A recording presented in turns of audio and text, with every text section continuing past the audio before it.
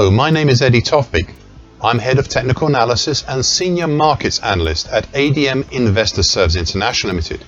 And here is your weekly technical analysis of Paris Rapeseed, Winnipeg Canola, and Malaysian palm oil. Paris Rapeseed. A very contradictory market in recent days. Excessively so, I would say, but more on that shortly. Since the triple top at the end of last year and start of this year, we have seen prices generally head lower. Prices were held up significantly with changeover in February by the gold long moving average, currently at 494 and a quarter. The gap was originally 490 to 509 and 3/4, but ended up being partially filled in before in early March turning lower still with another small gap since filled in. The fall ended with a hammer pattern mid-March and prices rose again, forming a V-bottom pattern and seemingly another more interesting pattern. You see, the fairly flat run-in during February and drop and rise in March made the whole action, as I said last week, a possible bullish diving board pattern. Now, as I said last week, and I quote, this move should see further recovery over the long moving average, currently at 494 and a quarter, and there's a hesitation between there and the medium moving average further up. That's currently at 501 and a quarter, before in due course another move higher, end of quote.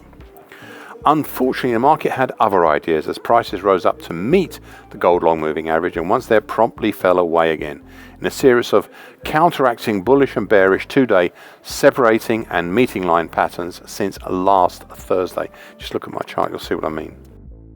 Thus, we are back down where we were 3 weeks ago, though seemingly without the opportunity or the incentive to try much higher right now.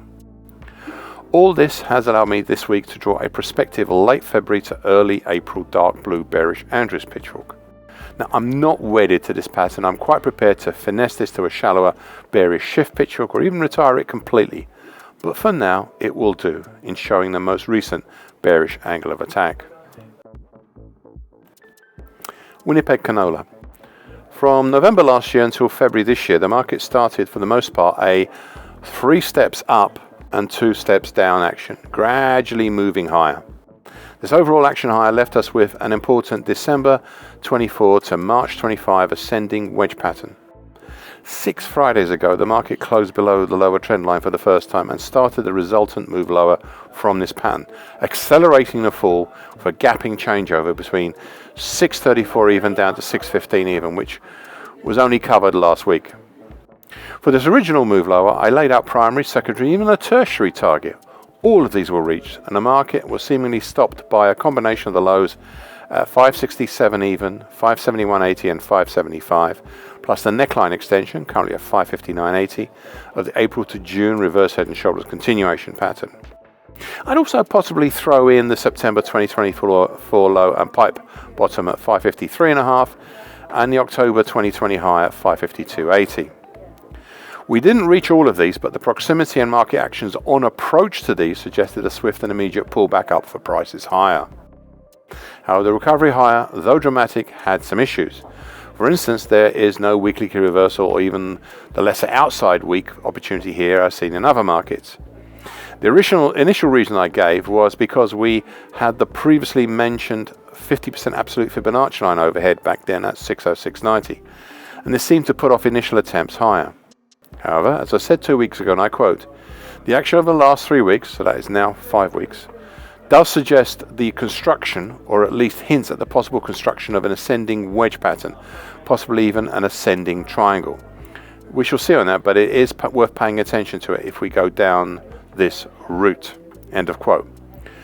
Well, prices shot up through the 50% absolute Fibonacci line on Friday last week, hesitating for a bit around the moving average congestion area between 624.80 to 634.5, as well as the 2021 low at 629.60.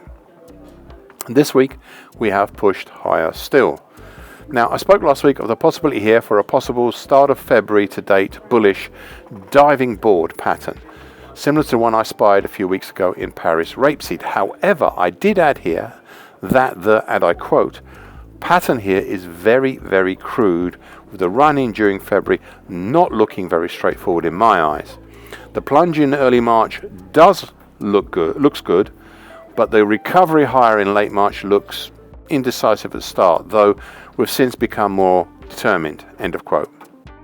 Well, this pattern is now completely different when compared to Paris Rapeseed, as there the recovery has stalled and collapsed, whereas here it has continued higher, making significant moves up towards the February high, despite a ropey start. This is a better bullish diving pull pattern. I'm now looking to see if prices can cruise past the February high at 682.80. Bursa Malaysia crude palm oil. I said here 26 weeks ago, and I quote, "Of all the oilseeds and veg oils, palm oil has been the toughest to decipher in recent days. There has been a lot of activity and the changeover gaps, most notably in mid-September, so that's September last year, have been a great hindrance. However, there have been two, possibly three patterns here that have influenced the market and seem to have captured it somewhat, at least since April," end of quote. So that's April last year. Okay, so things have developed since then, but a good place to start is to look at those earlier patterns highlighted so many weeks ago.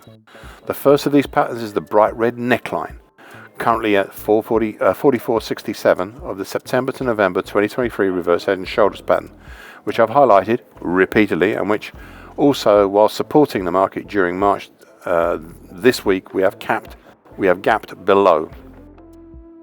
Next, and this one I also commented on many times previously, is the dark blue neckline, currently at 44.87 of the September 2015 to March 2017 head and shoulders top.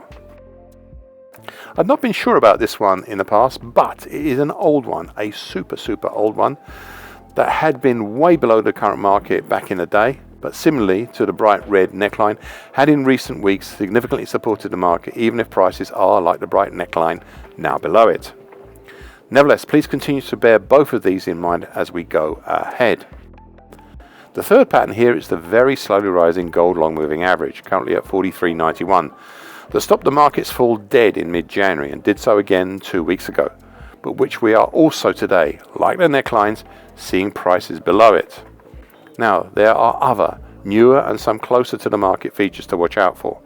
And to start with, I'd like to show the market, how the market has moved below the wide congestion area between 44.08 to 45.59.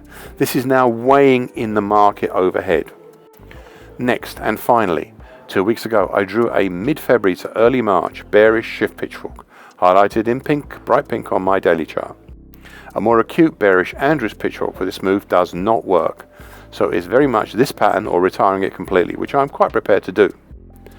So far, this pattern has shown the bearish angle of attack, but last couple of sessions has seen prices penetrating the pink lower tie, currently at 43.20, down as far as a significant combination of the 38.2% Fibonacci line of the May 20 to March 23 move and the 50% Fibonacci line of the May 23 to December 24 moves.